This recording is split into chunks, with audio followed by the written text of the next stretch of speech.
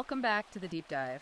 I have to say, right off the bat, if you are listening to this right now, you need to hit that like and subscribe button. Absolutely. Seriously, do it right now. Because the algorithm, well, it does not like what we are about to unpack today. Yeah. We're diving into something that feels less like a typical book review and a lot more like we've just unsealed a classified document from an active war zone. It certainly reads exactly that way. It's dense, it's very aggressive, and it is completely unapologetic about its stance. Yeah, we are looking at the explosive new ebook by Conrad Riker, and get ready for this title, because it tells you exactly what you're in for. It's called Tyrannical Safety, Suicidal Empathy, Totalitarian Authoritarian Control, the Karen Commissariat and Secret Reports. A title that really doesn't pull any punches. Not a single one. And I want to be super clear up front here. This book is available right now on Amazon Kindle and Google Play Books. Frankly, after you hear the details we're going to break down today, I think you're going to want to go buy the full text immediately. Because reading the primary source is really the only way to get the full map out of this. Right. Because what Riker is describing in this text isn't just some vague cultural shift or a political disagreement. He's describing a war. And the book argues that if you are a man in the modern world, especially a man who follows these kinds of red-pilled manosphere topics, you are currently operating in enemy territory. That is the core premise of the entire work. Riker isn't offering a self-help manual here. He explicitly states that this is war reportage from the front lines of the gender wars. The central argument he makes is that our society hasn't just drifted to the left or, just become a little too sensitive. It's been captured. Exactly. Captured by what he terms a feminist Marxist fusion. And he argues this fusion has weaponized the very concept of safety to exert total totalitarian control over men. Okay, so let's pause there for a second. Feminist Marxist fusion. That sounds, like a lot of academic buzzwords just thrown into a blender. What does Riker actually mean by that? Because usually when we think of Marxism, we think of class struggles, rich versus poor, the workers seizing the means of production. And feminism is about gender. So how does the book say they fuse? It's a really crucial distinction to make early on, so you understand the history of these institutions before they were captured. Riker argues that traditional economic Marxism basically failed in the West because the working class was just too comfortable to revolt. They had cars and houses, so no revolution. Right, so the ideology had to shift its target. Instead of bourgeoisie versus proletariat, the framework became oppressor versus oppressed, but based entirely on identity. In this specific fusion, the book argues that men have replaced the capitalist as the inherent systemic oppressors. And women replace the workers as the inherent victims. Precisely. The fusion is about using the state apparatus, the bureaucracy, HR departments, the legal system to redistribute power from men to women. And it's not based on merit or competence or labor, but based on a perceived historical grievance. It is class warfare, but the class is gender. So in this framework he's building, a man simply existing, going about his day, is viewed as an act of aggression. Yes. Just as a capitalist simply existing was an affront to a communist, a man demonstrating autonomy or competence or strength is an affront to this new bureaucratic system. And the weapon they use to dismantle him isn't a hammer and sickle. It's the concept of safety. It's safety. And I want to clarify this for everyone listening. When we say safety in the context of this deep dive, we aren't talking about hard hats, we aren't talking about guardrails or making sure a bridge doesn't collapse. No, not physical safety. And that is a critical distinction Riker makes. We're talking about safetyism.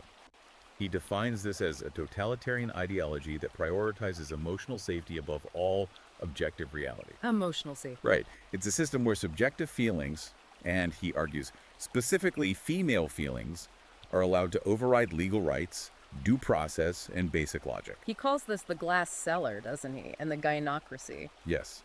We always hear about the glass ceiling for women, this idea that there's an invisible barrier keeping them from the very top. But Riker argues that men are currently living in a glass cellar. Men are just falling right through the floor. Exactly. Society, according to the book, has moved from a patriarchy, which literally means rule by fathers, to a gynocracy. And this gynocracy is a system of soft totalitarianism. It's not run by a dictator in a military uniform. It's run by bureaucrats. HR officers, school administrators, social workers. The functionaries. Which brings us to the main vocabulary word of the day. A phrase that kept popping up in the text that, honestly, it made me laugh at first, but then it actually kind of terrified me. The Karen Commissariat. It's a highly effective term. And he is very careful to distinguish this from the casual internet meme. Right, he's not talking about a lady with a bad haircut yelling at a teenage barista because her latte is too cold. No. He's describing a very defined, decentralized network of institutional functionaries. We're talking teachers, nurses, HR directors, DEI consultants who use their administrative power to enforce female supremacy. And commissary, that refers to the old Soviet political officers, right? The guys who stood behind the front lines with rifles to shoot anyone who retreated. Or to ensure strict ideological purity, yes. In the Soviet Union, the commissar's entire job was to make sure the soldiers and the workers were thinking the correct thoughts. Right? Riker argues that the modern HR director or diversity officer serves the exact same societal function. They don't actually produce anything. They don't build houses. They don't code software. They don't sell products. Their sole function is to police the language and behavior of the men who do the actual work. Ensuring that those men conform entirely to feminist norms. So let's unpack this Karen commissariat and this whole concept of safetyism in practice. Because the book makes a really bold, chilling claim. It says that the phrase, "I feel unsafe," has become the nuclear code of the modern era. It is the ultimate administrative trump card. In the source material, Riker explains that saying, "I feel unsafe," allows a person to instantly bypass logic, evidence, and any semblance of due process. Just by saying those three words. If a woman claims she feels unsafe, the entire machinery of the state and the corporation grinds into motion to neutralize the perceived threat. And it doesn't matter if an objective threat actually exists. But let me play devil's advocate here for a second, just to represent the other side of the argument. If someone says they feel unsafe, shouldn't we as a society listen to that? I mean, gut instincts evolved for a reason. If a woman is walking down a dark alley at night and feels unsafe, isn't that a valid primal instinct? In a pure survival situation, absolutely. Trust your gut, run away. But Riker argues that we have taken a very specific biological instinct, and we've codified it into law and corporate policy in perfectly well-lit, physically safe environments. Right, the office isn't a dark alley. Exactly. The issue the book points out isn't that the feeling exists. The issue is that the feeling now carries the legal and administrative weight of hard evidence. Ah, I see. If you feel unsafe in a dark alley, you run. That's prudence. But if you claim you feel unsafe, simply because a male coworker disagreed with your marketing strategy in a brightly lit boardroom, and then HR fires that man based solely on your feeling. That's what crosses the line. Riker argues that is tyranny. That is elevating subjective vibes over objective reality. The example from the book that really blew my mind regarding this exact dynamic was the Seattle Police Department's Karen protocol. I honestly thought I was reading satire when I hit that page. It sounds like a parody, but it's not. Riker cites a leaked 2019 training manual from the department. The protocol specifically instructs responding officers to de-escalate female callers with empathy, while simultaneously maintaining visible authority over male suspects. Okay, let's break down how insane that is. A woman calls 911. The police show up to the house. They literally just walk through the door. They don't know who did what yet. They have zero facts. Right. It could be a verbal argument. It could be mutual combat. She could be the primary aggressor who threw a plate at his head. But the protocol dictates they don't figure out the objective reality first. No. The protocol predetermines the dynamic before any investigation happens. It assumes by default that the female caller is the victim who requires soothing and empathy, and the male present is the inherent threat who must be physically dominated. It effectively turns the taxpayer-funded state police into a private, armed security force for her emotional management. Precisely. The core assumption of the system is that her emotion equals his legal guilt. If she is visibly upset, he must be controlled. The man is treated as a suspect by default, simply because his existence in that moment is causing her discomfort. Wow. And Riker connects this directly to what psychologists call the women are wonderful effect. It's an innate biological human bias to side with women and want to protect them. The book argues that the state has consciously weaponized this biological bias to strip men of their right to due process. Which brings up that insane incident in Queens back in 2023, the smirk incident. This one, to me, really highlights the absolute absurdity of how far this has gone. It is a textbook example of safetyism in action. A grown woman called 911, the emergency police line, because a teenage boy walked past her on the sidewalk and smirked. He smirked at her. That was the whole crime. That was the entire allegation. He didn't say a single word to her. He didn't touch her. He didn't follow her. He just had a facial expression that she personally didn't like. And the police didn't just hang up the phone. Or tell her, to grow up and stop wasting city resources. No, they dispatched units. They responded to the scene. And according to the details in the book, the police spent 19 minutes questioning this teenage kid, practically interrogating him, insisting that he apologize to this adult woman for making her uncomfortable. 19 minutes. For a facial expression. While actual crimes are probably happening down the street. This is exactly what Riker means by the Karen Commissariat. The police officers in that moment weren't enforcing the law. They were acting as armed enforcers of her subjective feelings. The crime wasn't harassment. The crime was bad vibes. It was a look. And Riker analyzes this entire interaction through an evolutionary psychology lens. He calls it female hypergamy and threat perception. Okay, hypergamy and threat perception. That sounds very technical. Break that concept down for the listener. So hypergamy usually refers to the sociological concept of women marrying up, seeking a partner of higher financial or social status. But Riker applies this instinct to the use of physical force. How so? In our ancestral environment, a woman generally couldn't physically dominate a male rival. She needed a stronger man, a husband, a brother, or a tribe leader to commit violence on her behalf. Fast forward to today. The state is the strongest man in the room. The state has the monopoly on violence. The state is the apex alpha. Oh, I see where this is going. So when a woman feels slighted or disrespected by a teenage boy's smirk, she doesn't confront him herself. She appeals to the apex alpha. She calls 911 to have the state proxy crush the subordinate male for her. She is using the police as a proxy husband to enforce her social status. That's a genuinely terrifying way to look at it, because if that's true, it implies that the police aren't actually there to keep the peace or find the truth. They are just there to enforce a social hierarchy where she is inherently at the top. Exactly.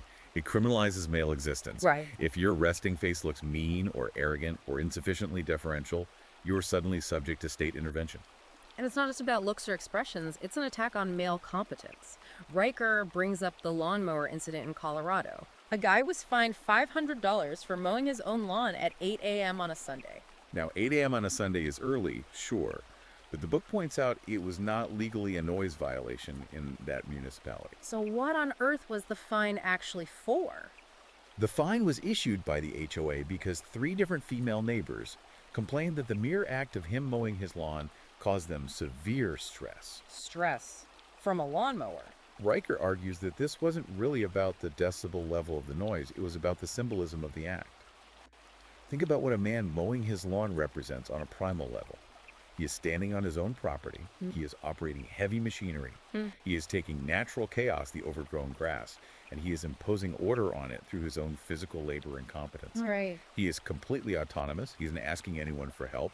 He isn't convening a committee meeting to discuss the lived experience of the grass. He's just getting the job done. And that raw, unilateral autonomy is deeply offensive to the Karen Commissariat. They thrive on interdependence. They thrive on bureaucracy, on process, on permission. A man acting independently and competently is a direct affront to their control matrix. Homeowners Association. Which Riker hilariously notes is the natural native habitat of the Karen. They couldn't stand the sight of a man acting completely outside of their administrative control, so they punished the autonomy itself, not the noise. It's an attack on the very concept of a man doing his own thing. It's an attack on self-reliance. And if you're listening to this and thinking that's bad for grown men, just wait until we get to what this exact system is doing to boys. This next section of the book, part 2, the war on boys, honestly, it made my blood boil reading it. It is perhaps the most disturbing and heavily documented part of the text. Riker argues that our institutions are systematically criminalizing boyhood itself. Let's talk about the grilled cheese incident. I have to tell the story for you guys listening because I still, to this second, cannot believe it's real. This happened in Texas in 2023. A father was at home, and he let his 10-year-old son make a grilled cheese sandwich on the stove. A completely normal thing. I was cooking eggs at 10. Most of us were riding bikes across town by ourselves at that age. But in this specific case, a social worker, who Riker explicitly points out, was unmarried and had no children of her own, caught wind of this and deemed it a severe safety risk. Child Protective Services actually showed up at this man's door. A cheese sandwich? They formally flagged the father because the 10-year-old child was quote-unquote unsupervised near a heat source. Riker uses this horrific overreach to illustrate the institutional shift from what used to be the reasonable parent standard to the new reasonable bureaucrat standard. Break that down. What's the difference between those two standards? Historically, the law used the reasonable parent standard. It asked, is this action something a normal, loving, everyday parent would allow? Letting a 10-year-old use a stove? Yes, obviously. But the new reasonable bureaucrat standard asks a totally different question. Is there any conceivable scenario, however mathematically unlikely, where this action could result in a lawsuit, an injury, or a PR nightmare? If the answer is yes, the action is forbidden. Bureaucrats are professionally risk-averse. And they don't care about the child's development. Exactly.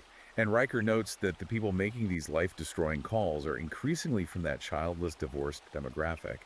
They have absolutely no skin in the game when it comes to raising capable humans, yet they've appointed themselves the supreme arbiters of all parenting. Which ties perfectly into the Michigan father who was literally arrested for child neglect. Because he let his kid walk to the park. By himself. Yes, a 0.6-mile walk. Yeah. A 10-year-old boy walking less than a mile to a neighborhood park in broad daylight. And the father was handcuffed and arrested. This is exactly what Riker refers to as the safety trap. We aren't protecting these kids from actual kidnappers or predators. We are protecting them from their own independence. We are protecting them from developing competence. Riker makes a profound argument here. Boys become men through engaging with risk. You climb a tall tree, you fall out of it, you learn how gravity works. You use a pocket knife, you cut your thumb, you learn a deep respect for the blade. You learn boundaries. If you surgically remove all risk from a boy's environment, you permanently prevent him from upgrading his mental operating system to man. You keep him trapped in a permanent, docile state of infant dependency, which makes him very easy to manage. And this indoctrination, it starts the second they step into a classroom. Riker describes the modern public education system as a feminist leviathan. He cites an unbelievable case from Ontario where a 10-year-old boy was given a formal out-of-school suspension for giving a classmate a high five. A high five? How do you suspend a child for a high five? Did he hit him in the face? No. A female teacher witnessed it and officially labeled it inappropriate physical contact. You have got to be kidding me. The book argues that boys inherently express themselves through physicality. Roughhousing, wrestling, high fives, constant movement. Biological. But the modern school system, which the text notes is dominated by female teachers at a rate of 78%, views as totally normal male behavior as a dangerous pathology. They treat the classroom like a minimum security prison. Exactly. A prison where quiet compliance is the only recognized virtue. When these teachers see a boy reaching out to high-five a friend, they don't see male camaraderie, they see incipient violence. They see a threat to their orderly environment. So they are actively teaching young boys that their own bodies are weapons, that their natural, healthy instinct to touch and bond with their peers is somehow morally bad. It is creating an entire generation of young men who are touch-starved and fundamentally terrified of their own physical presence in the world. And then, of course, there's the overt ideological programming. Riker highlights the pronoun round incident in Oakland. This was the story about the third grade classroom, right? Yes. A new school year, the teacher goes around the room. An 8-year-old boy introduced himself and confidently said his pronouns were he and him. The teacher immediately corrected him in front of all his peers, saying, "We don't assume," effectively shaming this child for being certain of his own biological gender. And the book says the kid went home in tears. He did. It's like they're actively running psychological operations to break them, breaking their basic tether to reality. That is precisely Riker's argument. He calls it a re-education camp. Because if you can confuse a young boy about the most fundamental bedrock reality of his existence, the fact that I am a boy, then you can control his mind forever. If he can't trust his own eyes and his own body, he has to rely entirely on the authority to tell him what is real. Wow. And Riker points out that this psychological dismantling is not happening in a vacuum. It is coupled with the systemic exclusion of boys from male-led STEM initiatives. The book cites data showing that despite strict Title IX rules mandating equality, 80% of targeted STEM funding in certain districts is being quietly funneled into female-only enrichment programs. So, just to summarize the school experience for a boy today. You are punished for acting like a boy, you are shamed for identifying as a male, and then you are locked out of the accelerated academic programs that could actually help you build a successful future. And if a boy naturally reacts to this incredibly hostile environment, if he fidgets in his chair, if he gets frustrated, if he stops paying attention, he isn't treated as a boy reacting to a bad system. He is diagnosed. Riker talks extensively about the pathologizing of masculinity. Normal boy behavior is slapped with a medical label like ODD, oppositional defiant disorder, or ADHD, and then medicated into submission. The stick gun incident in Portland captures this perfectly. Just kids playing cops and robbers on the playground with sticks they found in the dirt. And the school administration flagged it as a trauma trigger. They initiated a lockdown protocol. They treated imaginary, unstructured play as an active violent threat. It's sheer insanity. And again, if you're listening to this right now and you're feeling that pit of recognition in your stomach, remember, you can buy Tyrannical Safety by Conrad Riker on Amazon, Kindle, and Google Play Books right now. You really need to read his full breakdown of these legal cases and school policies because we are just scratching the surface of his research here. We really are. And we haven't even touched on the macroeconomic impact yet. Because this institutional war on male competence doesn't stop at graduation. It moves directly from the schoolhouse into the workplace. Right, which brings us to part 3 of our deep dive, the end of merit and economic castration. This is where the rubber meets the road financially. Riker argues that the concept of diversity has completely usurped the concept of competence across the entire Western economy. And he provides a truly chilling, real-world example from Iceland to prove it. The firefighting team. Man, this story is an absolute tragedy. It is. In Gothenburg, there was an elite, all-male firefighting response team. Riker notes in the text that they were independently audited and found to be 100% effective. No structural failures. Rapid response times. They were a perfectly tuned machine. But they ran into a problem with HR? Yes. They refused to hire a female applicant because she completely failed the mandatory physical strength requirements. She couldn't lift the gear. Which makes perfect logical sense. If you physically cannot carry the heavy hose up 3 flights of stairs, or carry a 200-pound unconscious man down a ladder, you cannot do the job. A burning building doesn't care about your gender identity. It only cares about physics. In a sane, meritocratic world, yes. But in the world governed by the Karen Commissariat, ideological inclusion is infinitely more important than physics. The city administration disbanded that entire elite all-male team. Just fired them. Reassigned or let go. And they were replaced by a mixed-gender team specifically engineered to meet diversity targets. And what actually happened when the alarms went off? The new mixed team took, on average, 37% longer to respond to active fire emergencies. And Riker explicitly states in the book that this massive delay in response time directly led to lost civilian lives. People died. Innocent people burned to death in their homes because the city bureaucracy cared more about taking a photo with a woman on the fire truck than actually getting water onto the fire. Exactly. Yet the official report from the agency praised the new initiative for successfully, quote-unquote, meeting diversity targets. This is what Riker calls the end of merit. The ultimate goal of an institution is no longer the successful outcome of its stated mission. The goal is demographic representation. He calls it suicidal empathy. Yes. We empathize so deeply with the woman who wants to play firefighter that we are perfectly willing to let the community burn to the ground to protect her feelings. And this exact same dynamic is destroying hard science, too. He brings up the NIH grants. The National Institutes of Health. In 2023, 68% of specific research grants were awarded to women. Now, a casual observer might just think, well, maybe the female scientists just had better research proposals that year. But Riker pulls the actual data.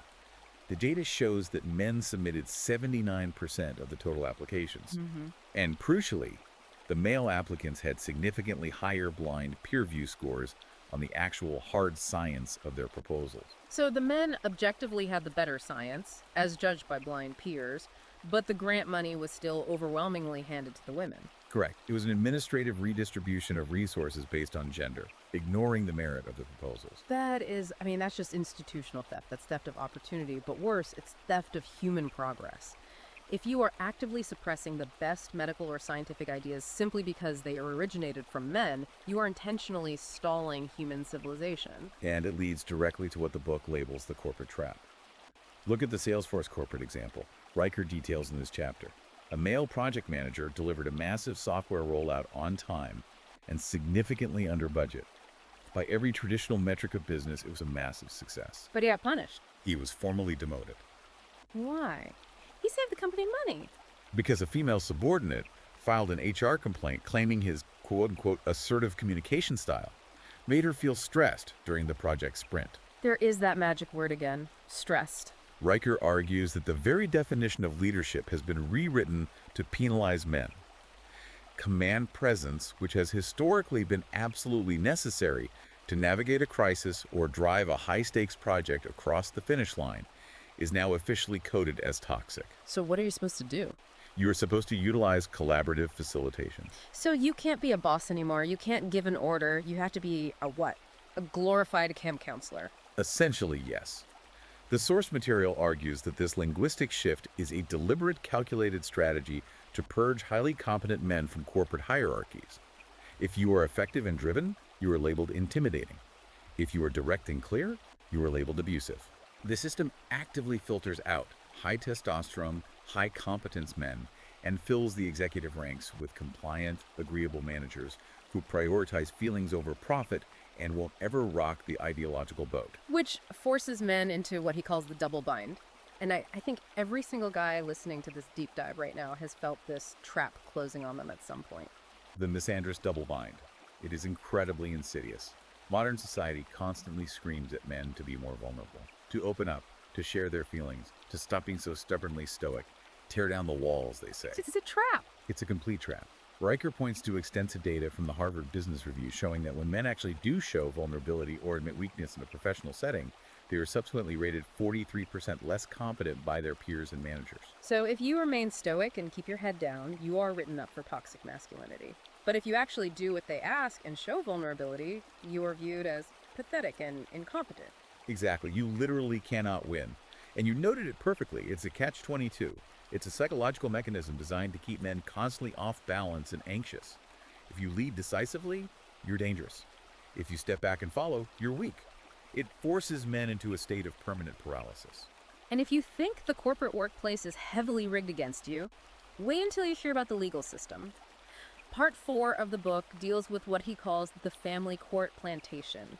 And let me tell you, Riker does not use that word lightly. No, he doesn't. He views the modern architecture of marriage and divorce laws as a literal form of state-sanctioned indentured servitude for men. He notes a stark statistical reality.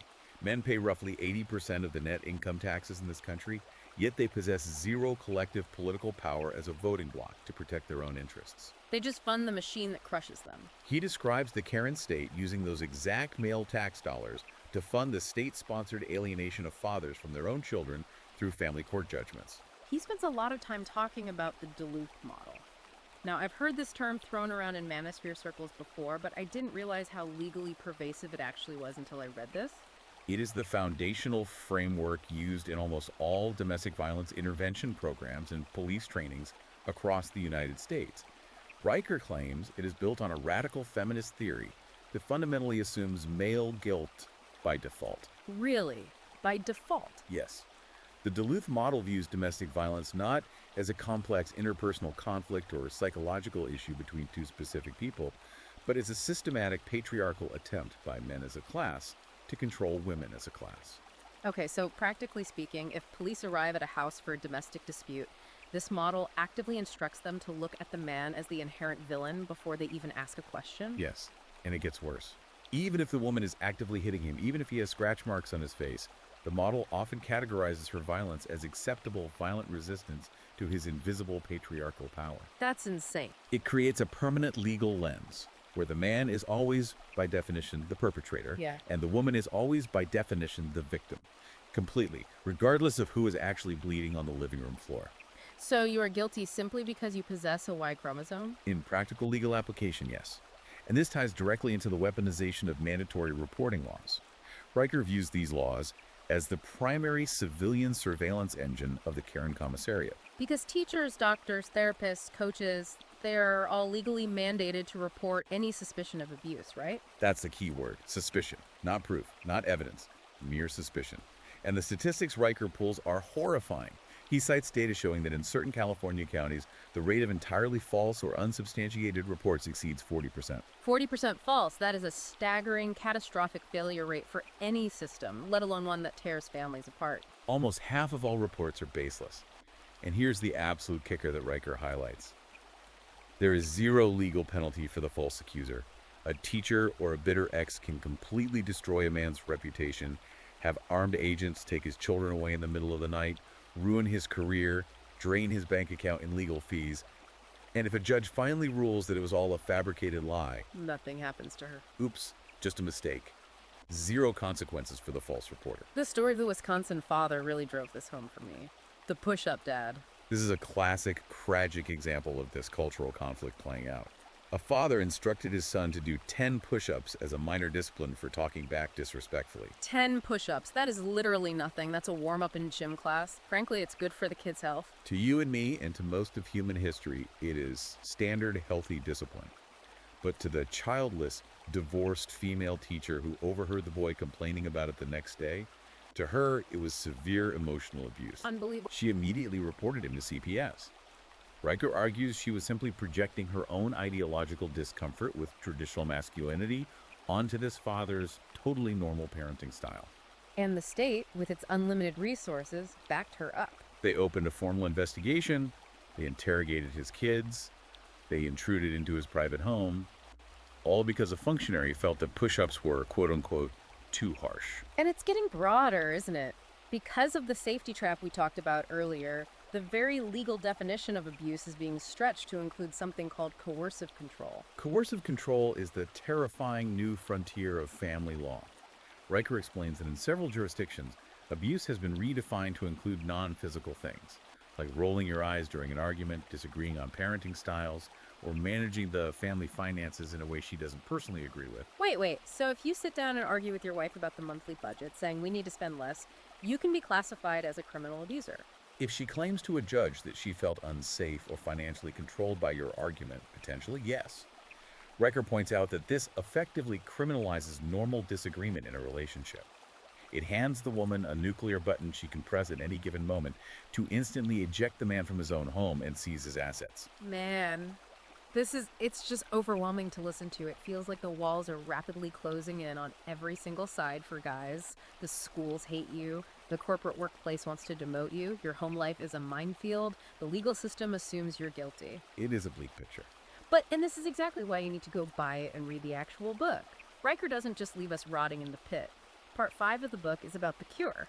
It's about the red pill and this concept of praxa. Yes. This is the crucial pivot in the text, from diagnosis to actionable cure. Riker is explicitly targeting red-pilled men here.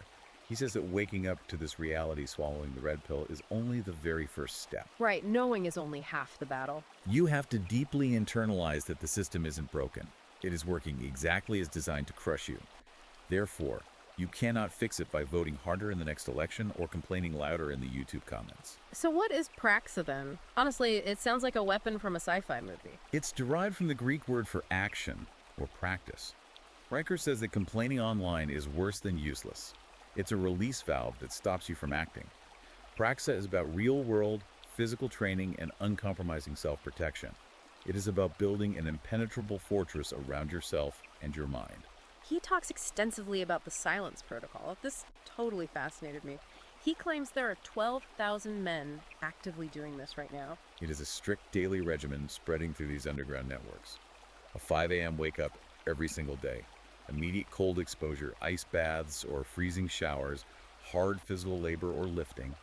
And here's the absolute key to the whole protocol. No speaking until noon. Absolute silence until noon. Why silence, though? I mean, the lifting and the cold I get, but why not talk? Riker argues that modern men talk way too much. We explain ourselves constantly. We apologize for our existence. We try to logically negotiate with the Karen Commissariat, thinking they will listen to reason. Which they never do. Never. In a gynocracy, words are not tools for truth. Words are weapons used against you. Anything you say can and will be twisted. If you say, I was just joking, HR logs it as he admitted to using hate speech. If you say, I was angry because you missed the deadline, the court logs it as he was verbally threatening. So the solution is just shut up. Silence is 100% defensible. You cannot quote silence in a police report. You cannot twist silence in an HR disciplinary meeting. That's a great point. But more importantly, silence builds massive internal power. Riker says that when you stop constantly leaking your masculine energy through your mouth trying to appease people, you start building immense pressure that fuels your actions. No couples therapy, no sharing your feelings with HR, just pure discipline. Riker argues vehemently that men heal through physical action and stoic silence, not through the talking cure, which he views as a highly feminized model of therapy, explicitly designed to make men weak and manageable. It's about completely rebuilding that internal fortress, Drink stoicism. And then, once you're strong internally, there's the Boise Neighborhood Watch example. This is a phenomenal story of actually fighting back effectively. It is the ultimate example of praxa in the real world. A group of men in Boise realized the police had basically stopped responding to local property crime.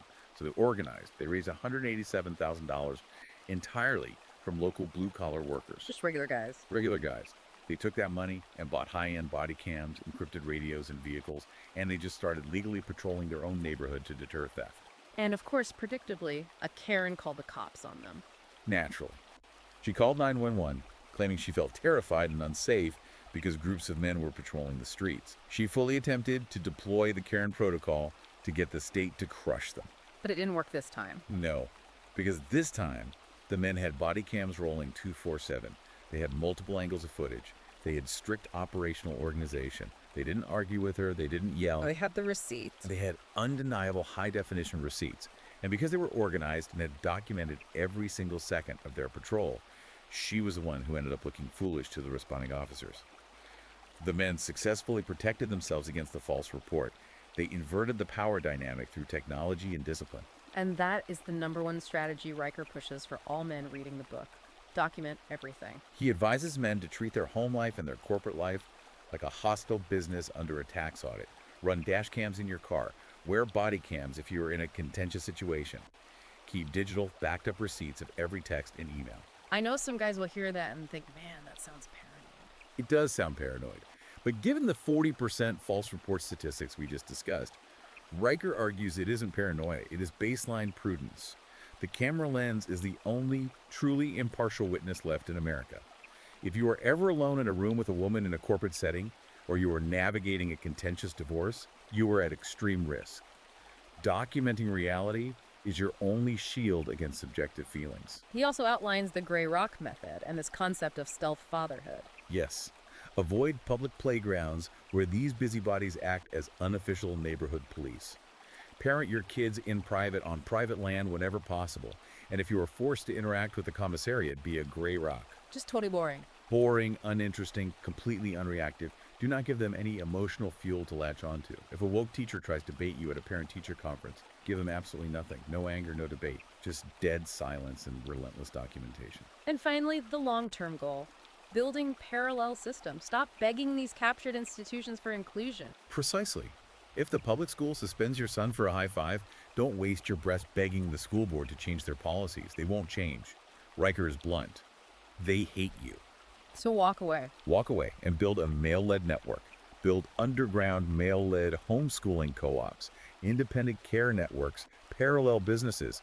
Riker argues we must fundamentally stop using our tax dollars and our labor to fund the very institutions that are actively trying to destroy us. It's an incredibly powerful, galvanizing message. It's not about trying to put a Band-Aid on a fatally broken system. It's about surviving the collapse and building something entirely new on the other side. As Riker beautifully summarizes in his epilogue, nature always corrects an imbalance. The current gynocracy punishes the exact male strength and competence that is strictly required to maintain complex civilization. And eventually, the physical infrastructure of reality dictates that that bill comes due. You are not toxic, you are the solution. That is the single line from the book that really stuck with me. It is a desperately necessary affirmation in a modern world that screams the exact opposite at men 24 hours a day. When the power grid goes down, nobody calls the HR department. When the bridge actually collapses, nobody cares about your preferred pronouns. They only care about competence. Exactly. They care about who can lift the concrete and fix the wires. And Riker is telling men, hold on to your competence, protect your sanity, preserve your strength, because the world is going to desperately need it again very, very soon. Look, guys, we have covered a massive amount of ground today, but I promise you, we have only touched the very tip of the iceberg. The raw data, the specific citations of legal codes, the hundreds of jaw-dropping case studies, it is all in the text. You need to go to Amazon Kindle or Google Playbooks right now and search for Tyrannical Safety by Conrad Riker. Buy it. Read it. It truly is a survival manual for the modern age. You simply cannot navigate this hostile territory if you refuse to look at the map. And you need to stay plugged into this network. Go follow Conrad Riker on his Substack right now. That's conradriker.substack.com. And follow him on Twitter at Conrad Riker. Do not let the tech algorithms hide this vital information from you.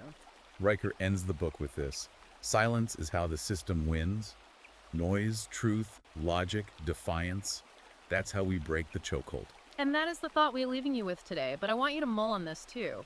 What happens to this society in 10 years when millions of young men simply decide to permanently opt out of the social contract entirely? Think about that. Hit the like button on this episode, subscribe to the deep dive to help us fight the algorithmic censorship, and until next time, keep your head on a swivel, document absolutely everything, and stay dangerous. Stay dangerous. We will see you in the next deep dive.